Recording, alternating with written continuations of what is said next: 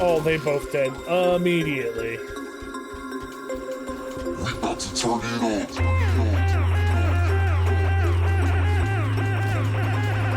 Oh my god.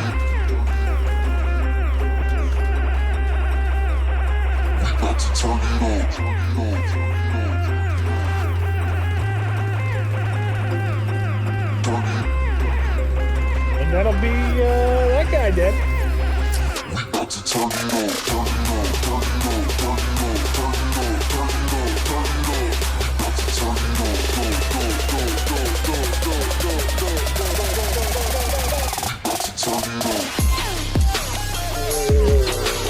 That doesn't seem fair at all.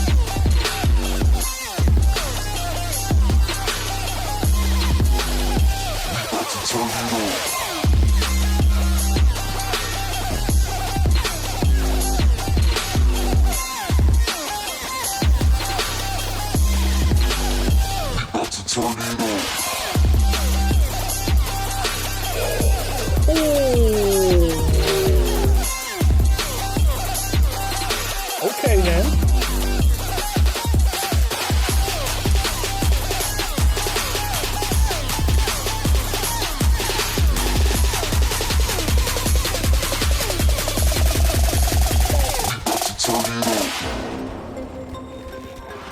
Oh, easy peasy. Howdy everybody, my name is iMute Little Kids, my friends call me iMute. Welcome to the channel. We're here today to explain FUBAR Amara, my Amara builds, what I've been running since level 60. We're going to break that down in sections for you, and we'll put it all up on the screen. So what you see on the screen right now is our blue tree. It's our most important tree. It's the tree we capstone. There's a few points you could probably move around in here, but most of them are needed. We put 1 point to do harm, 1 point in the violent tapestry. You really don't need violent tapestry. I do it just to build more stacks. Do harm does scale with Mayhem scaling now. So having more points in this is not needed for mobbing. But when you get to bosses, you'd really notice more points in this. Since the build is strong enough to really kill bosses and everything fast enough, I don't put any points in this. But feel free to move like a point or two into this to make bossing a little bit easier. 1 point into this just to give us a little reload speed when we consume our rush stacks. Reload speed is always nice to have. It's why I spec in the fast hands. Reload speed, weapon swap speed, mode switch speed. All good things. Be able to keep damaging, keep healing yourself. Transcend. Increased critical hit damage and accuracy after activating your action skill. The way we play it, we activate our action skill quite a bit. So you're going to have a lot of uptime on this. Restless to get your action skill cooldown way down as far as you can so we can use them as often as possible. Ascendant pretty much just to boost soul sap, because while we're reloading or have downtime and damage when we can't heal ourselves, our action skill damage is going to be what we rely on to keep us alive in those moments. From rest gives us extra fire rate, or if we use Malawan weapon, charge speed, which is really nice. Just anything to up our damage a little bit. Laid bare, increased damage from all sources after being damaged by our action skill. So anytime we phase grasp, it's gonna, anything we damage with all that mess is gonna take 25% bonus damage, which is really gonna help along the way. Wrath, extra bonus gun damage after I activate our action skill. Again, we're using it so much, we're gonna have this up pretty much all the time. Remnant, since there is no cap for Remnant on overkill damage, it will just keep stacking overkill damage. You never need to put more than 1 point in this. Any more points than that is just a waste. And then Avatar, so that we can use our action skill twice in a row every cooldown. So basically, we can fake grasp and then phase grasp, fake grasp and then phase grasp again, and then have a really short cooldown going into the next one. Here's our red tree. Anima to extend our action skill damage time. So when we fake grasp, we're applying our action skill element to ourselves for twice as long to keep our helping hands up as long as possible. Steady hands, handling and accuracy, can't really go wrong with it. Tempest increases elemental damage by 30%. Everything we do is elemental with Amara. So 30% bonus to that, and a bonus 20% to just shock damage. We do a lot of shock damage. I run shock as my action skill element most of the time. So any bonus to that is always welcome. Wildfire, we don't really need points in Wildfire. The same way we don't need points in Infusion for this build, but we needed to put some points to go down the tree. I don't put any in Infusion because since the nerf to the way things ricochet, it doesn't help anymore to have extra damage instances. And because I'm swapping damage types to match enemies, I don't really want to convert, if I want to do fire damage, I don't need to convert that to shock. I just want it to all be fire damage. Dread, anytime you phase grasp, we do increased weapon damage, 15%, always nice. We do a lot of phase grasping.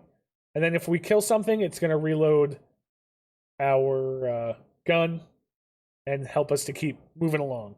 Indiscriminate, maybe one of the strongest abilities or in this tree. 30% chance to ricochet bullets to a nearby enemy. This happens a lot. We use a lot of high fire rate, high projectile weapons. So this is constantly pinging enemies near us. And the way Ties That Bind works is it's going to ricochet damage back and forth and really ramp up our damage. Deep Well, extra magazine size, everything we use is elemental. It only works in elemental weapons, but since we basically just use elemental weapons, you can never have enough bullets in your magazine. 1 point in sustainment. Ideally, I'd like to have 2 points here, but we just don't have enough points. But 1 point is enough. It keeps us alive, no problem. 4% of all the damage we deal is returned to us as healing. This is what's going to keep us alive while we're running around in just crazy situations. Like I said, 1 point is more than enough, but 2 points would be fun. Our green tree. 3 points in personal space. The closer you are, the more damage you do. The way I like to play is up close and personal. I get real close, up to 54% damage bonus. I get that bonus a lot. 2 points in Root to Rise over 2 points in Clarity. I just like to boost my health pool because we're healing ourselves with Soul Sap and Sustainment so much that having a bigger health pool helps over a minor passive healing. I put 3 points in Helping Hands, and I get 2 more points from our Spirit Driver, which puts 5 out of 5 in this, which is 40% on Helping Hands. All the time damage reduction, as long as we fake grasp. Anytime you proc an ASE, you proc the tickle fingers out the back of your character. That's what I call them. And you're taking 40% less damage overall, which is really nice to have. I put 2 points in Arm Steel just to reduce splash damage I take. We do a little more splash damage, which is always nice to have a little more damage. I put 1 point in Mindfulness, and we get 3 from Spirit Driver. So we have a total of 4. I know it's not as fast as having full 6 points in Mindfulness, but with our Mayhem modifiers Speed Demon, we will make up for that speed. No problem. Basically, this works with Spirit Driver. When I fake grasp, it procs Spirit Driver to put my action skill element on myself. And it starts ticking and stacks up Mindfulness. Goes up to 25 stacks. It's 4% movement speed per stack. Shield regen delay per stack. And the way Spirit Driver works is the faster we're moving, the more damage we do. So it's working in a big circle to promote more damage, damage reduction, and movement speed. Here we are at gear choices. I choose to run a Transformer over an Old God Shield with an ASE Incendiary damage. You can also do ASE Radiation damage here. I choose the Transformer over the Old God to negate 100% of shock damage, and because of Spirit Driver, applying my action skill element to myself, I run shock damage as my action skill element. So instead of hurting me and building mindfulness stacks, my Transformer is actually healing my shield and stacking mindfulness. Makes me a little bit more tanky. I am giving up a little bit of damage there, but I am taking a little bit less damage. And overall, I think that's better for me the way I play. But feel free to put an Old God Shield there for your action skill element to up your damage just a smidge. I run Spirit Driver for stacking mindfulness, and the faster we move, the more gun damage we do with Spirit Driver, and it gives me the ability to put my action skill element on myself consistently. Right now I'm running a Recurring Hex with an ASE Cryo damage anointment. I basically use this just for the anointment. Use whatever grenade you really like there. Pearl of Ineffable Knowledge, because it stacks up damage, and we're doing so much tick damage and bullet damage so quickly, we're pretty well maxing this out all the time. Every 15 hits in a row, it maximum stacks, you get a bonus 90% damage. We're doing that constantly, almost immediately. The guns I chose are OPQ system for long range damage. You know, if I phase grass something far away, the light shows don't exactly have a great range on them. Don't use it too often. I know it's not max level, but it's the gun I prefer because of the action skill element. Bonus shock. Anointment gets the job done. You can substitute pretty much any long range gun you like in that situation. I primary the light shows, shock and corrosive. Up close, they allow me to stay very mobile and do a whole bunch of damage and stack up consecutive hits really fast. And I just like using them. Right now, I think they are probably in the top 3 strongest guns in the game. Backburners I use for boss damage. Shoot the boss toward their feet. The secondary splash damage from the backburner does a crazy amount of damage. It's great for taking down bosses. Anointment would be on action skill and bonus 200% splash damage. In the bag, we have a Cowsin for single target damage instead of OPQ sometimes.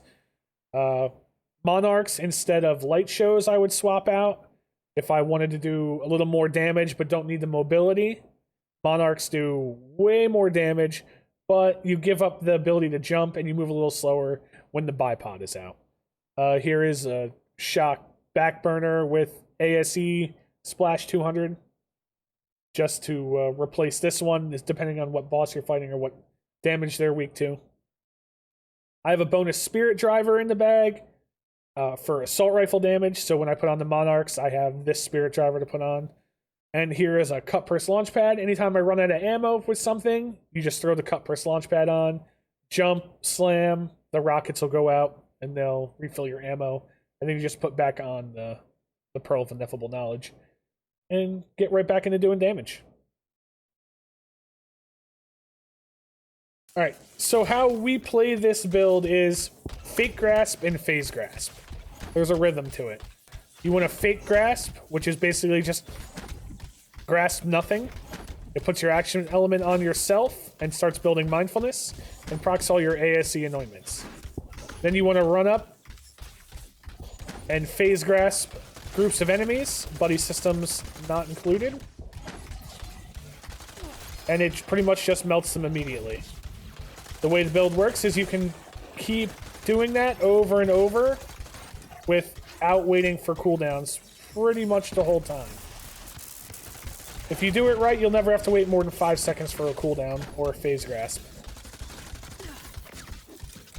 So we should be able to fake grasp, phase grasp, kill this group. Fake grasp. And phase grasp another group.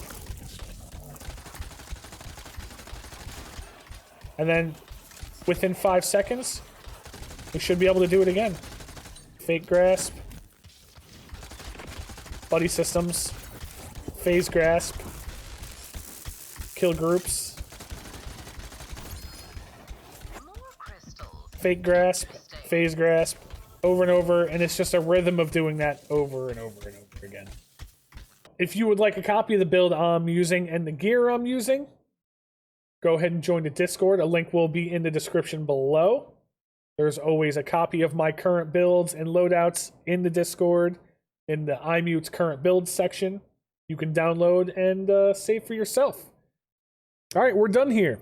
If you like the content, feel free to subscribe and hit the notification bell. If you have any questions, use the comment section below. If you want to come see me live, I do stream every Monday, Tuesday, Thursday, Friday, Saturday from around 9:30 a.m. to 3 p.m. Eastern Time. I do stream on Twitch at twitch.tv/iMuteLittleKids. Links will all be in the description. I will see you guys next time. Till I do, have fun, stay safe, don't do anything too crazy. Bye, everybody.